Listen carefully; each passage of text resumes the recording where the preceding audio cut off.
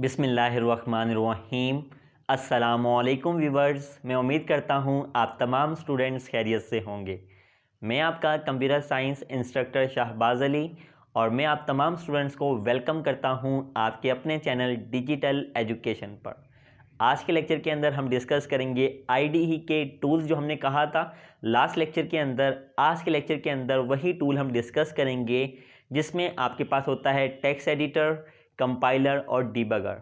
तो वीडियो को आपने लास्ट तक देखना है और बिल्कुल भी स्किप नहीं करना। इसके साथ साथ आप तमाम व्यूअर्स से दरख्वास्त है, अगर आप चैनल पर नए हैं और आपने अभी तक चैनल को सब्सक्राइब नहीं किया तो जल्दी से चैनल को सब्सक्राइब करें और बेल आइकन को प्रेस करें। थोड़ा सा अपने प्रीवियस लेक्चर का रिकैप करते हैं ताकि वो हम अपने प्रीवियस लेक्चर को आज के लेक्चर के साथ लिंक कर सकें। अपने प्रीवियस लेक्चर के अंदर हमने डिस्कस किया था प्रोग्रामिंग इन्वायरमेंट और उसके साथ साथ हमने डिस्कस किया था आईडीई। प्रोग्रामिंग इन्वायरमेंट में हमने कहा था कि जिस तरह अगर कोई भी काम आप एफिशिएंट तरीके से परफॉर्म करना चाहते हैं तो उसके लिए आपको एक मुकम्मल इन्वायरमेंट चाहिए जिसके अंदर वो तमाम टूल्स मौजूद होने चाहिए। जिस तरह अगर आप पेंटिंग कर रहे हैं तो पेंटिंग के लिए आपके पास टूल्स होते हैं ब्रश, कलर और आपके पास क्या कैनवस, उसके लिए टूल्स होते हैं। इसी तरह अगर आप गार्डनिंग कर रहे हैं तो गार्डनिंग के लिए अपने कुछ स्पेसिफिक टूल होते हैं। सेम ऐसे ही अगर आप प्रोग्रामिंग कर रहे हैं तो उसके लिए भी आपके पास सम प्रोग्रामिंग के टूल्स होते हैं। तो एक ऐसा प्रोग्रामिंग इन्वायरमेंट जिसमें आपको तमाम प्रोग्रामिंग के टूल्स प्रोवाइड किए जाएं एक प्रोग्राम लिखने के लिए, उसको बोला जाता है आईडीई। यानी आईडीई हमने कहा था एक ऐसा सॉफ्टवेयर होता है, एक ऐसा प्लेटफॉर्म होता है जो यूज़र को यानी प्रोग्रामर को तमाम इन्वायरमेंट प्रोवाइड करता है जिसमें वो अपना प्रोग्राम लिख सके और उसको एग्जीक्यूट कर सके। इसको बोला जाता है आईडीई। आईडीई के अंदर आपको टूल्स प्रोवाइड किए जाते हैं, जिस तरह आपके पास हो गया टेक्स्ट एडिटर और कंपाइलर।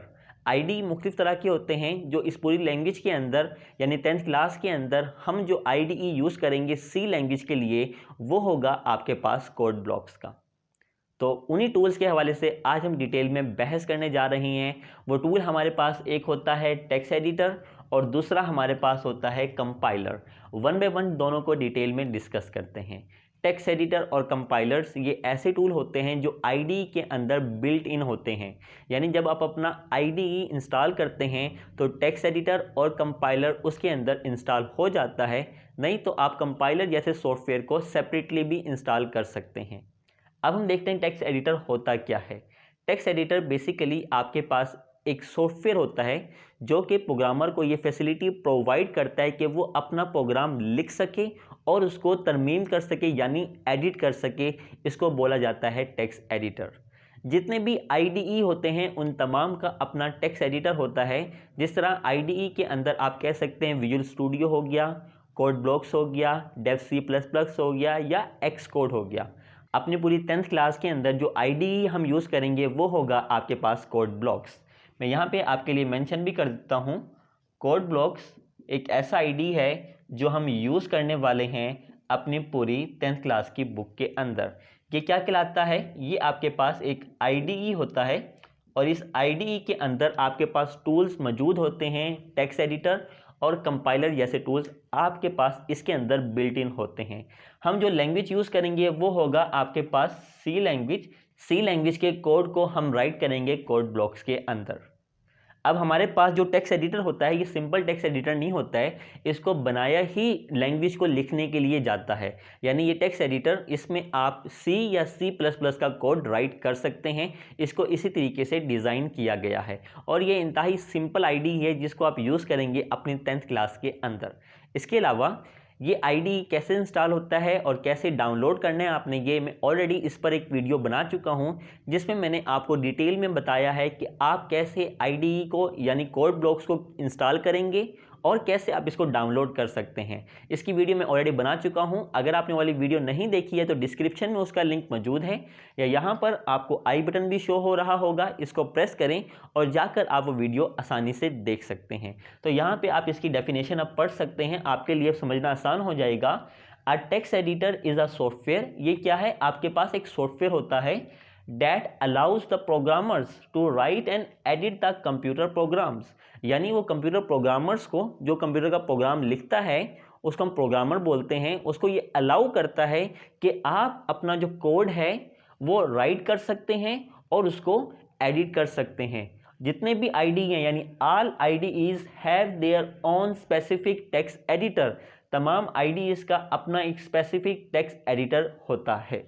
अब यहाँ पे नीचे किताब के अंदर भी आपको एक छोटा सा कोड दिखाया गया है, वो कोड मैंने आपके लिए यहाँ पर भी राइट कर दिया है। ये कोड आप यहाँ पर देख सकते हैं। अभी आपको इसको समझने की कोई ज़रूरत नहीं है, अभी आपने देखना है कि ये कोड आपके पास क्या लिखा हुआ है। जिस तरह हैश इंक्लूड एंगल ब्रैकेट के अंदर studio.h, देन आपके पास वाइड मेन एंड पैरेंथेसिस आ गया, उसके बाद कर्ली ब्रेसिस के अंदर आपके पास एक स्टेटमेंट लिखी हुई है प्रिंट एफ, और पैरेंथेसिस के अंदर डबल कोट के अंदर आपको दिया गया है हेलो वर्ल्ड, और उसके बाद आपने सेमी कॉलम के अंदर इसको एंड कर दिया है। अब ये क्या होता है इसको हम डिस्कस करेंगे अपने आने वाले लेक्चर के अंदर। मैं एक एक चीज़ आपको डिटेल में एक्सप्लेन करके दूंगा। अभी आपने सिर्फ ये कोड जैसा आपको नज़र आ रहा है इस तरह का आपने अपने आईडीई के अंदर यानी कोड ब्लॉक्स के अंदर राइट करना है। इसका एक प्रैक्टिकल छोटा सा है, वो हम वीडियो के लास्ट में परफॉर्म करेंगे, आपने उसको मिस नहीं करना। अच्छा, अब कोड राइट करने के बाद यानी इसके टेक्स्ट एडिटर के अंदर हमने ये कोड राइट किया। अब हम कोड को क्या करना चाहते हैं, एग्जीक्यूट करना चाहते हैं यानी उसको रन करना चाहते हैं। तो उसके लिए हमने क्या करना पड़ेगा, फाइल को सेव करना पड़ेगा। हम चाहते हैं ये जो आपने एक स्टेटमेंट लिखी है ये एग्जीक्यूट हो, ठीक है। इसको एग्जीक्यूट करने के लिए सबसे पहले आपको क्या करना पड़ेगा, अपनी इस फाइल को आपको सेव करना पड़ेगा। जब तक आप सेव नहीं करेंगे फाइल को एग्जीक्यूट नहीं कर सकते। जैसे ही आप इसको सेव करेंगे, सेव करने का तरीका ये होता है आप अपने कीबोर्ड से शॉर्टकट की कंट्रोल एस प्रेस करें या ऊपर फाइल के टैब में जाकर आप सेव के बटन पर क्लिक कर दें। आपके पास एक नई विंडो ओपन हो जाएगी, उसमें आपको अपनी फाइल का नाम इंटर करना पड़ता है, जो भी नाम आप रखना चाहते हैं। लेट्स सपोज हम अपनी फाइल का नाम आपकी किताब के मुताबिक रख देते हैं हेलो वर्ल्ड, और साथ हम लगा देंगे .c। अच्छा, .c इसकी क्या है, एक्सटेंशन है। एक्सटेंशन बेसिकली ये बताती है कि फाइल आपकी किस टाइप की फाइल है जो कि आप सेव कर रहे हैं। चूंकि मैंने यहाँ पे लिख दिया .c, इसका मतलब ये हमारे पास एक C प्रोग्रामिंग लैंग्वेज की फाइल है। अब सेव कर दिया, सेव करने के बाद उसके टॉप की प्रॉपर्टीज़ पर आपको रन और बिल्ट इन का बटन नज़र आएगा, आपने उसको प्रेस करना है। देन उसके बाद आपको स्क्रीन पर एक ब्लैक कलर की कंसोल एप्लीकेशन आ जाएगी जिसमें आपका आउटपुट लिखा होगा क्या, हेलो वर्ल्ड। जो हमने यहाँ पे लिखा था ये हमारा आउटपुट आ जाएगा कंसोल एप्लीकेशन के अंदर। तो ये था हमारे पास टेक्स्ट एडिटर। अब हम अंडरस्टैंड करते हैं कि हमारे पास कंपाइलर क्या होता है, आप यहाँ पे देख सकते हैं।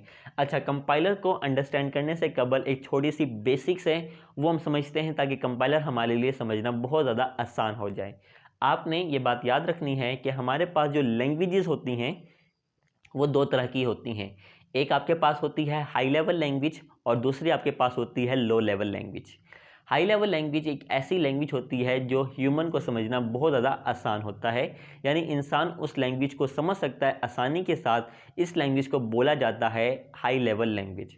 और जो हमारे पास मशीन्स होती हैं जिस तरह कंप्यूटर्स हो गया, ये हाई लेवल लैंग्वेज को अंडरस्टैंड नहीं करते हैं, ये अंडरस्टैंड करते हैं लो लेवल लैंग्वेज को, जिसको आप मशीन लैंग्वेज भी बोल सकते हैं। मैं यहाँ पे आपके लिए मेंशन कर देता हूँ, एक आपके पास होती है हाई लेवल लैंग्वेज, ठीक है, इसका मतलब है हाई लेवल लैंग्वेज। एक आपके पास होती है लो लेवल लैंग्वेज, मैंने यहाँ पे मेंशन कर दिया है। अब ये जो लैंग्वेज होती है ना, जो मैंने यहाँ पे लिखा हुआ है HLL, ये वो लैंग्वेज होती है जो ह्यूमन समझ जाता है, ठीक है। और हमारे पास जो ये वाली लैंग्वेज होती है, ये ऐसी लैंग्वेज होती है जो कि हमारे पास मशीन समझती है, जिसको बोला जाता है लो लेवल लैंग्वेज। अब यहाँ पे हम सपोज कर लेते हैं कि हमारे पास एक ह्यूमन है, ठीक है, ये हमारे पास एक ह्यूमन आ गया, ये कंप्यूटर को एक इंस्ट्रक्शंस देता है, ठीक है। यहाँ पे हम एक कंप्यूटर ड्रा कर लेते हैं, ये हमारे पास एक कंप्यूटर आ गया, इसने कंप्यूटर को कुछ आपकी इंस्ट्रक्शंस दी ह्यूमन ने, क्योंकि हमने कहा था कंप्यूटर एक ऐसी मशीन है जो इंस्ट्रक्शंस के बगैर काम नहीं कर सकती, या कोई भी मशीन इंस्ट्रक्शंस के बगैर काम नहीं करती। ह्यूमन की तरफ से इसको इंस्ट्रक्शंस दी जाती है, यानी इनपुट दी जाती है, आप ऐसे समझ लें। ये उस पर प्रोसेसिंग करता है, देन उसके नतीजे में आउट को क्या दे देता है, आउटपुट आपको दे देता है। अब हमने कहा था जो ह्यूमन होता है वो हाई लेवल लैंग्वेज समझता है, ठीक है, एक ह्यूमन क्या अंडरस्टैंड करता है, एक हाई लेवल लैंग्वेज अंडरस्टैंड करता है, जबकि जो हमारे पास जो मशीन होती है वो आपके पास अंडरस्टैंड करती है लो लेवल लैंग्वेज। अब दोनों अलग अलग लैंग्वेजेस अंडरस्टैंड करते हैं।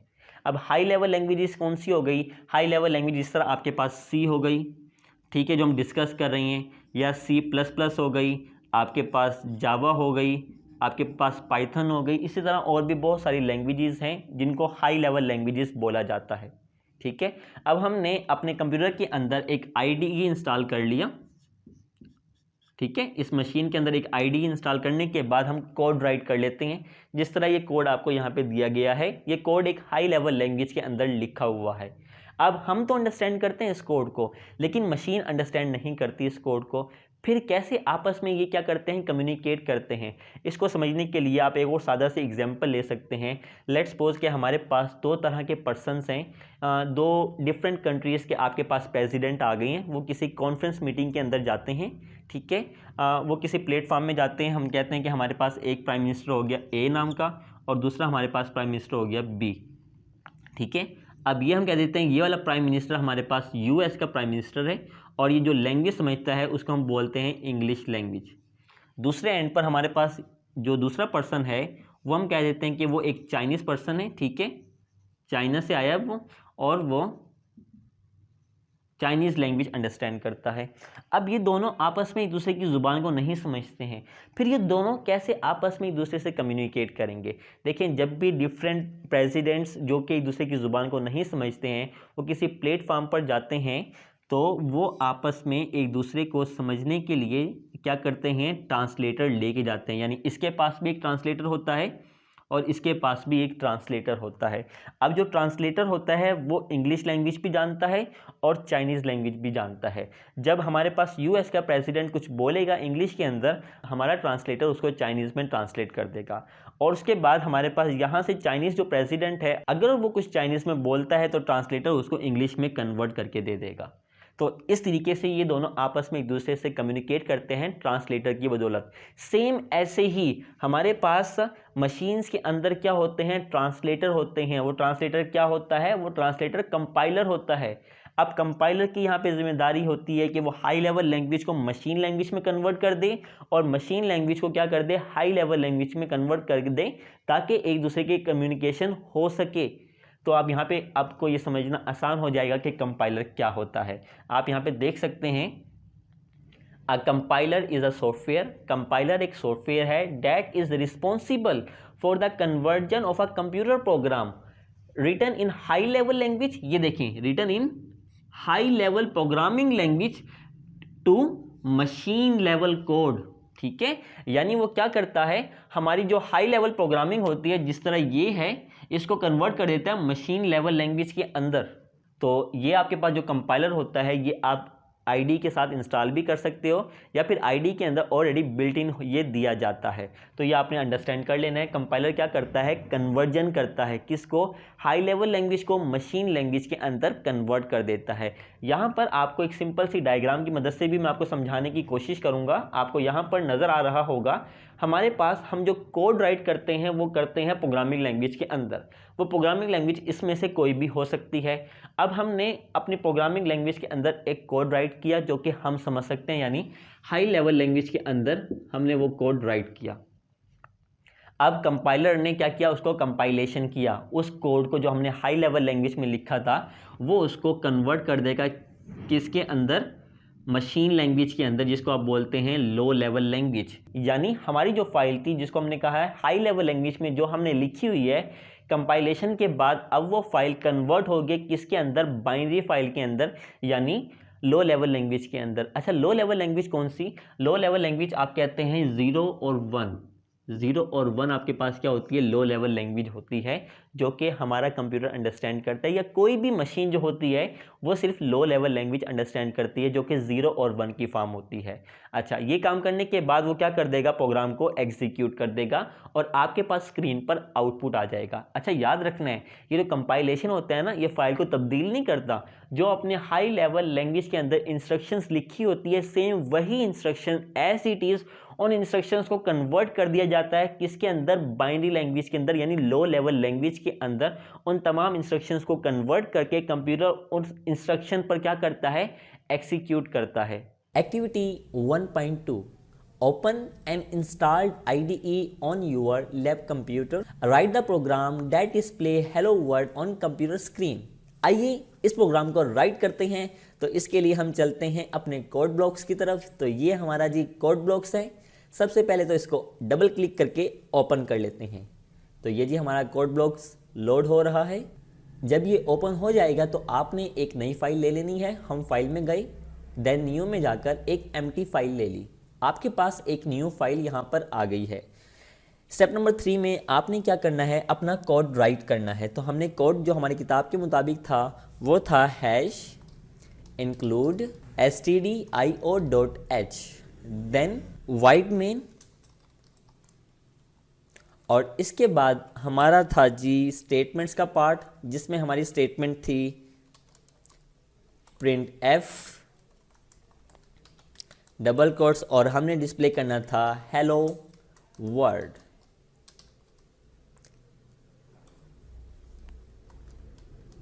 आइए सबसे पहले तो इसको रन करने से कबल हमें इसको सेव करना पड़ेगा। तो इसको सेव करते हैं फाइल में जाकर। तो जी ये आ गया सेव फाइल।